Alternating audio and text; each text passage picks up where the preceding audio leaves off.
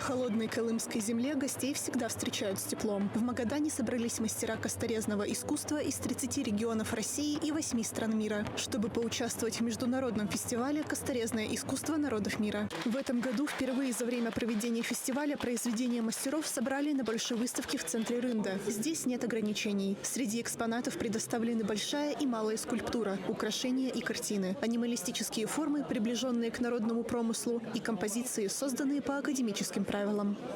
Для скульпторов и мастеров промысла этот фестиваль – возможность обменяться опытом, вдохновиться работами друг друга. Кайыргуль Казыбекова приехала в Магадан из Кыргызстана. Она создает украшения из стекла, которые оформляет металлами и костью. В фестивале она участвует во второй раз и отмечает, что работы других художников – это такой же большой источник вдохновения, как и сама природа.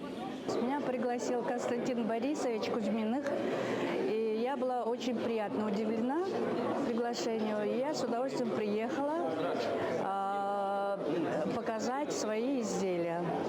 Замечательный фестиваль, потому что с каждым годом больше экспозиций, больше мастеров участвует, потому что это такой серьезный уровень на самом деле. Идея фестиваля принадлежит Магаданской областной организации Союза художников России. Благодаря этому проекту Магадан стал настоящей столицей косторезного промысла России, сохраняющей традиции народов Севера и привносящей что-то новое в это направление. В Магаданском колледже искусств открыт курс «Косторезное мастерство», и на выставке студенты могут познакомиться с современными скульптурами. Все работы очень впечатляющие.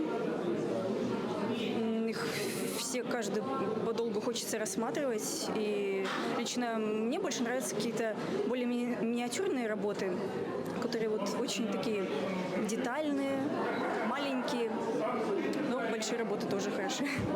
Разные сюжеты, школы и техники. Выставка стала настоящим диалогом культур. Здесь можно узнать о мастерах и источниках их вдохновения. В рамках фестиваля в центре Рында также пройдут мастер-классы, творческие встречи и кинопоказы.